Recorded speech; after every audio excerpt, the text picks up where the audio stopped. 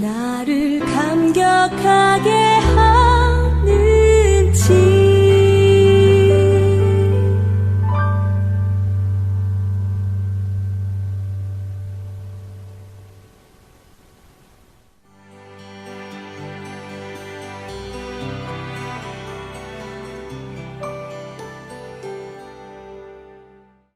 오늘의 말씀을 같이 읽겠습니다. 고린도전서 13장 8절부터 13절입니다. 사랑은 없어지지 않습니다. 그러나 예언도 사라지고 방언도 그치고 지식도 사라집니다. 우리는 부분적으로 알고 부분적으로 예언합니다. 그러나 온전한 것이 올 때에는 부분적인 것은 사라집니다. 내가 어릴 때에는 말하는 것이 어린아이와 같고 깨닫는 것이 어린아이와 같고 생각하는 것이 어린아이와 같았습니다. 그러나 어른이 되어서는 어린아이의 일을 버렸습니다. 지금은 우리가 거울로 영상을 보듯이 희미하게 보지만은 그때에는 얼굴과 얼굴을 마주하여 볼 것입니다. 지금은 내가 부분밖에 알지 못하지만은 그때에는 하나님께서 나를 아신 것과 같이 내가 온전히 알게 될 것입니다. 그러므로 믿음, 소망, 사랑 이 세 가지는 항상 있을 것인데 그 가운데서 어뜸은 사랑입니다. 아멘. 사랑이 모든 것의 본질인 이유는 사랑이 영원하기 때문입니다. 8절에서 바울은 사랑과 예언, 방언, 그리고 지식을 대조시키고 있습니다. 사랑은 없어지지 않습니다. 영원합니다. 그러나 예언이나 방언이나 지식은 사라집니다. 여기서 예언은 단순히 앞날을 맞추는, 앞날을 알려주는 것을 의미하지 않습니다. 성경에서의 예언은 물론 앞날에 대한 하나님의 경고도 있기도 합니다마는 그러나 미리 내다보는 말씀이 아니라 하나님께서 맡겨준 말씀을 전하는 것입니다. 성경에서의 예언은 미리 예와 말씀원자를 쓰는 것이 아니라 맡길 예와 말씀원을 사용합니다. 하나님의 성경의 예언은 구원과 관련해 현재와 미래를 위해 주신 하나님의 말씀 그리고 그 말씀을 전하는 것을 말합니다. 그러므로 성경의 예언은 하나님의 구원 사역이 완전히 완결되어지고 나면 더 이상 필요가 없습니다. 천국에는 더 이상 구원이 필요한 사람이 없기 때문이죠. 그래서 영혼 구원은 오직 이 땅에서만 할 수 있는 것입니다.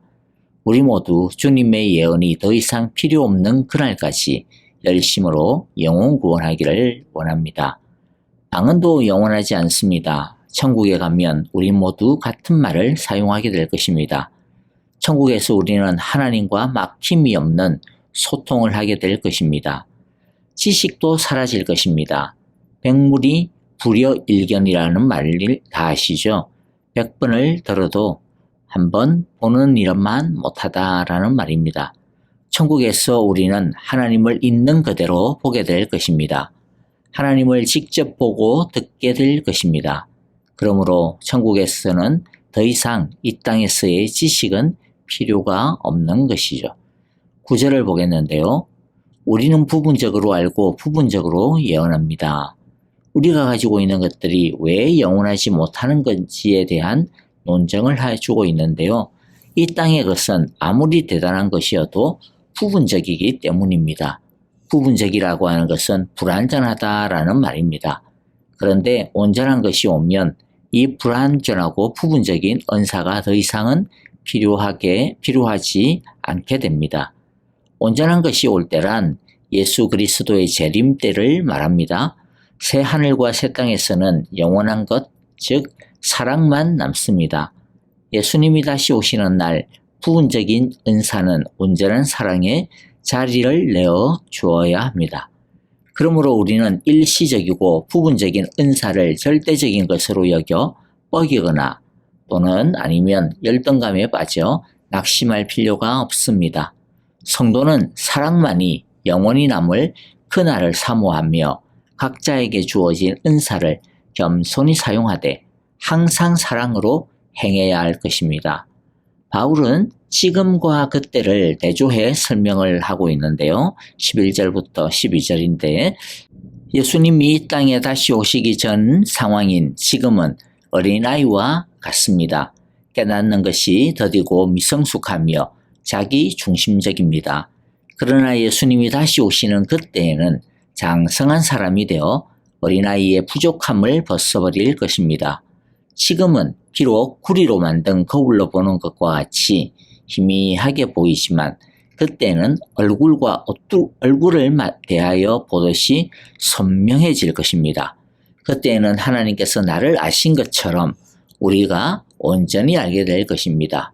그러므로 우리는 지금 많이 안다고 교만하거나 잘 모른다고 답답해할 필요가 없습니다. 믿음과 소망, 사랑은 영원합니다. 그런데 그중 제일은 사랑입니다. 믿음을 믿음답게 하는 것은 사랑입니다. 소망을 소망답게 하는 것도 사랑입니다. 그날이 올 때까지 우리는 각자가 받은 은사로 사랑하며 섬기는 일을 묵묵히 수행해야 할 것입니다. 아멘.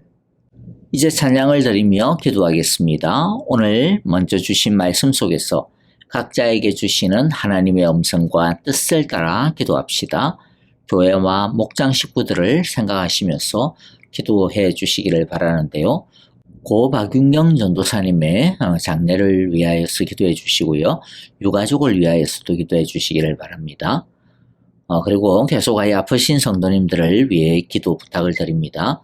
정계자 전도사님, 박옥자 왕, 그리고 광고 말씀 곁들여서 드리겠는데요. 고 박윤경 전도사님의 장례 일정이 나와서 여러분들에게 우리 각 목장을 통하여서도 알려드렸는데요. 먼저 목요일 날은 오후 4시부터 저녁 8시까지는 개인적으로 문상을 하는 시간입니다. 조문을 하면 되겠고요. 그리고 장례 예배는 금요일 날 6월 3일 금요일 오전 10시부터 11시까지 있습니다.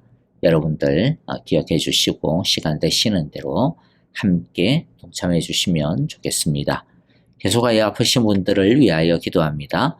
정계자 전도사님, 박옥자 왕여홍, 오영자 권사님, 이두상 집사님, 조창준 장로님, 그리고 소담자매 여러분들 쾌유와 회복을 위해 기도해 주시기를 바라고요.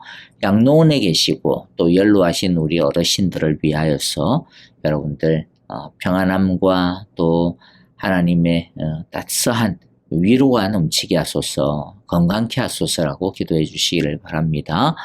또 우크라이나의 평화를 위하여 기도해 주시고 또 사역하고 계시는 우리 전만규, 김미정 선교사님 여러분들 앞으로도 계속해서 건강한 사역, 안전하고 그리고 또 막힘이 없는 사역 다 할 수 있도록 기도 부탁을 드립니다. 또 우리 목장에서 섬기고 있는 후원하고 있는 우리 목장 선교사님들 기억해 주시고요. 여러분들 그분들을 위하여서도 영육간의 모든 필요를 채우시며 말씀의 능력이 나타나며 부흥의 역사 이루어지게 하소서라고 우리 함께 기도하겠습니다.